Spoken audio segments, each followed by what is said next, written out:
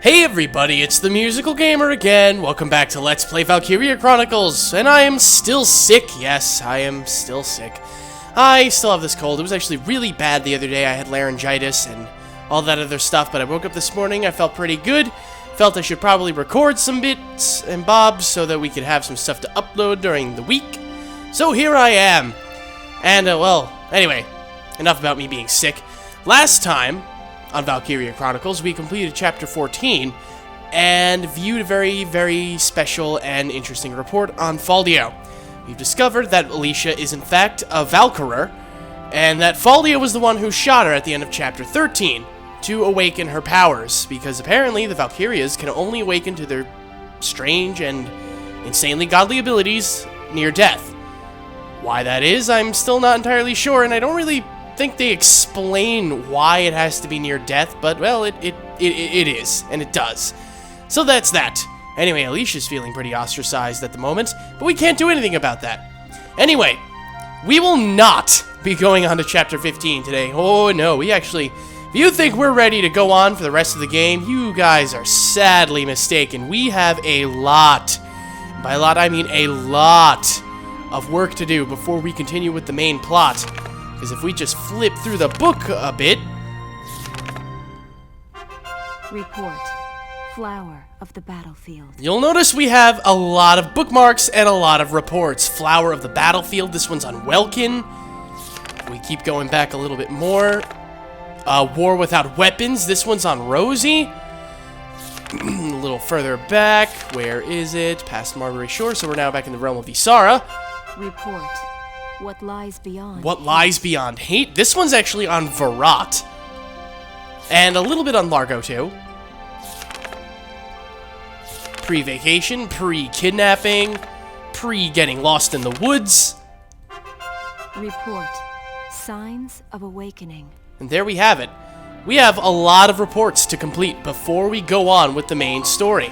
So we're actually going to start in a chronological fashion. We're going to start with Signs of Awakening. And continue forward through the timeline. So you got to remember where these reports are positioned in the storybook is actually where it happened in that point in time. So things like before Marbury Shore, we will not have the Shamrock, and we will still have Isara with us. Things post Marbury Shore, we'll have the Shamrock, no Isara. So there is a good bit to keep that in mind. However, some of these earlier missions, like Signs of Awakening, we could have actually potentially gotten that a lot earlier in the game. So we're going to just completely decimate, and I mean decimate, the enemies in those early missions. Well, anyway, as you'll quickly see, I have a lot of experience and a hell ton of money. That's because I ran through that skirmish I was telling you about at least like 10 to 15 times. And as you'll also see if we go to the training field,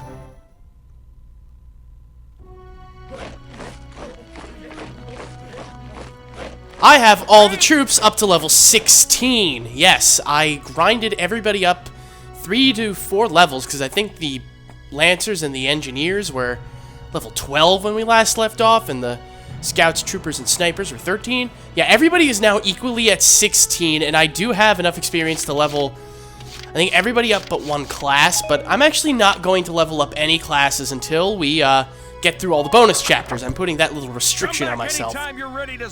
Not really like it's going to be a huge restriction or anything, but, well, it's there. Also, if we go to R&D, you'll also notice really quickly, if I go into the weapon development and tank development, I've actually purchased everything that there is to purchase. So here's the machine guns. I'll go back to the rifles because I kind of went through that a little quickly. Like here's the here's what the additional effect rifles look like once you hit level 7. Same thing with the extra clip size. Lances, we already had those. Snipers, here is what the extra effect sniper looks like. It actually doesn't really look that different. It's just slightly bigger. I have all the flamethrowers, all the grenades, all the uniforms, obviously, and the Edelweiss and the Shamrock.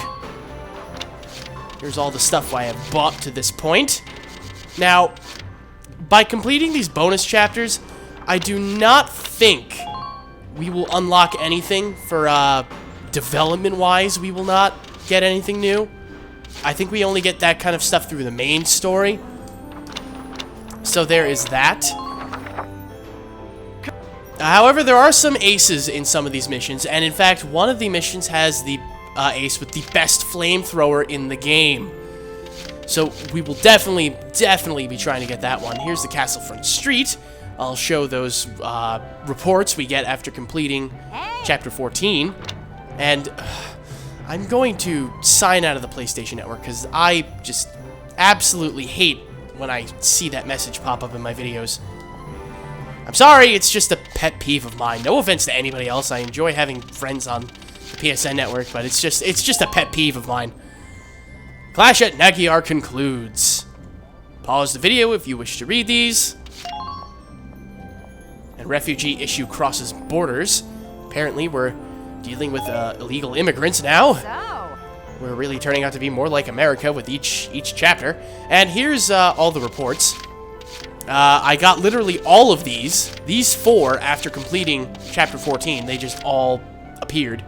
Well, actually, I think I actually had a War Without Weapons before that point.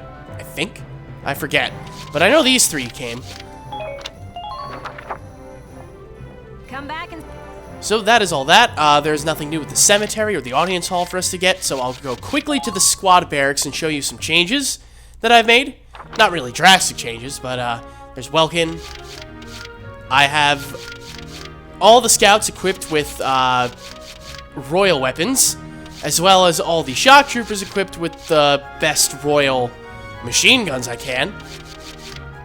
All of the lancers have the Tamer Mark 10, because as I actually found out once I got to this point, the Lankar M3R, which is the best royal lance there is at this point, it has better range and personnel and aim, but minus 150 on armor, not really worth it in my opinion. I actually have all the engineers equipped with royal weapons as well, because I got a crap ton of them. I mean, look at that.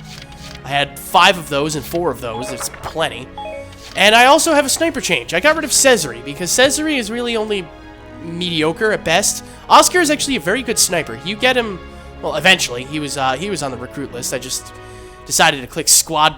or, the command center, and I'm like, oh, hey, new sniper. I'll take a look at him. Here you go. Meadowbred, Impater, Night Vision, 3 positive personality traits, and the Nestmaster, super accuracy, extra shot, eagle eye, very, very good. Marina, however, is the ultimate sniper. Once you get the snipers to level 16, they learn their 4th battle potential. Marina's is ultimate accuracy. Yes, ultimate accuracy. Their firing accuracy is greatly enhanced on a permanent basis. Unless the enemy ducks, Marina is going to 100% all of the time hit them. So she's the sniper I'm pretty much going to be using for the rest of the game. I'll use Oscar once, but after that, no more. And that sounded disgusting even to my ears.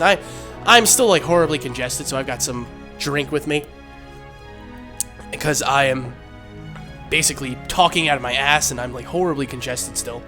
But anyway, yes, pollen allergy is really her only negative trait. Actually, Lone Wolf is negative too, now that I think about it, but snipers, you never really have to worry about those, because they're usually always off by themselves. My Way and Night Vision are pretty positive. In fact, these 2 work together. If you don't have Lone Wolf, you'll usually have My Way. Night Vision is always helpful. So yes, best sniper in the game. Remember that, because she is godly. Well, anyway, that is pretty much all that. And I believe I have gone over everything I want to.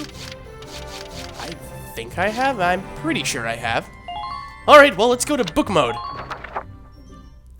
I am anticipating these first 2 bonus chapters will not take me long at all. Signs of Awakening and...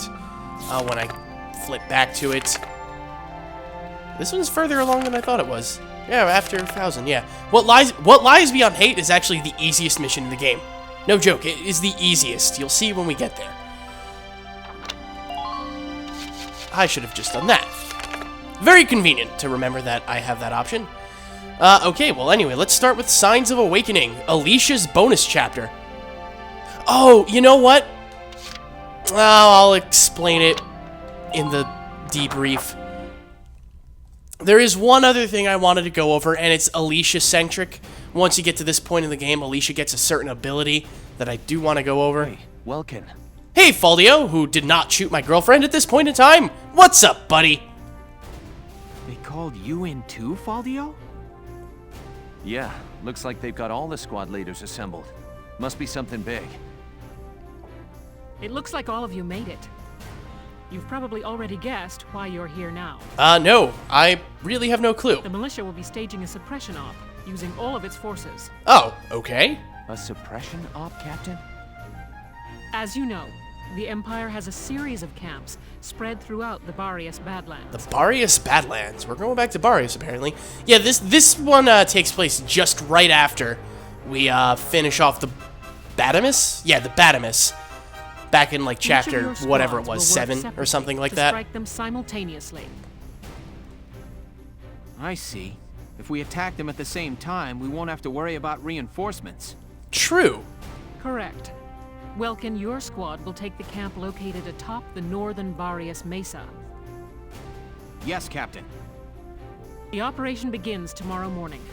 Be sure you're fully rested. Dismissed. Yes, ma'am. Alright, sounds like a plan. Let's go do this mission. Now, this mission is a joke. Well, at this point in time, it's a joke. You can get this bonus chapter earlier, I've heard. I actually usually always get it around this time. Like, let me catch you up on the right after situation. chapter 14 or 13-ish, I usually get this mission. I've never gotten it earlier, but you can get it as early as, I believe, chapter 8 or 9. If you get it then, this mission's a little harder. But because we're all level 16 elite units, we're just gonna be able to bum rush them really, really quickly.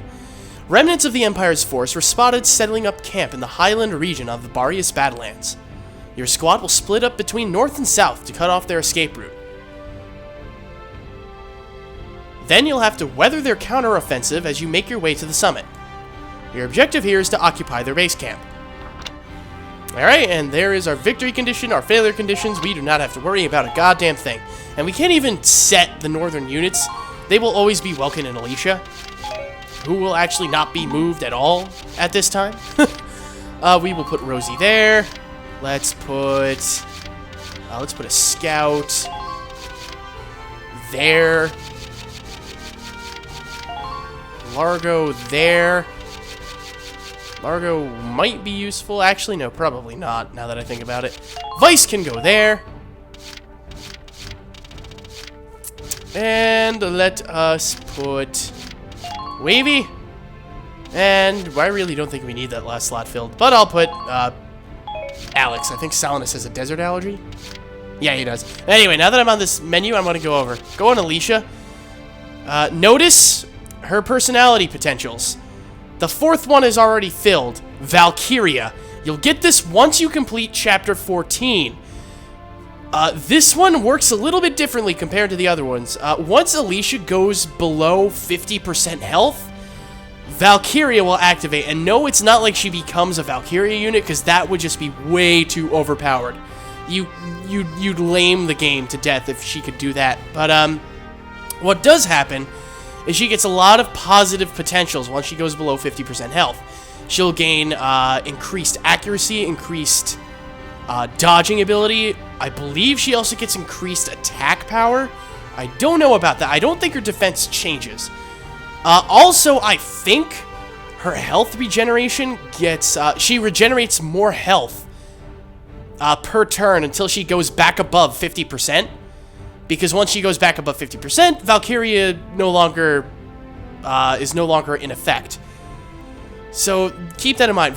This is why Alicia is the best scout in the game, because once she goes below 50%, she becomes some sort of an uber warrior who can pretty much do everything, and her battle potentials are goddamn good too. Undodgeable shot is amazing.